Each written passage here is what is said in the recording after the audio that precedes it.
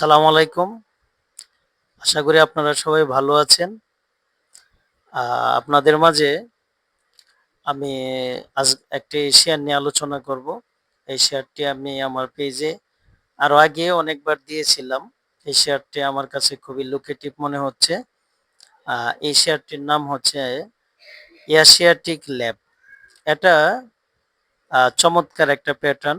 আ এই শেয়ারটি যদি কোনো বিনিয়োগকারী ভাই-বোন ৬০ রেঞ্জে ৬০-৬১ রেঞ্জে বাই করতে পারে। আ তার অবশ্যই স্টপ লস ৳৫৭ র নিচে গেলে অবশ্যই স্টপ লস নিতে হবে।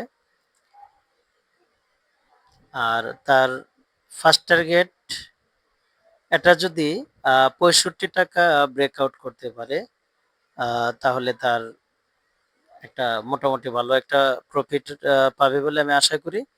এটা কমপক্ষে ৳৭৮ সেল দেওয়া যাবে। এই শেয়ারটা আমার কাছে খুবই ভালো মনে হচ্ছে।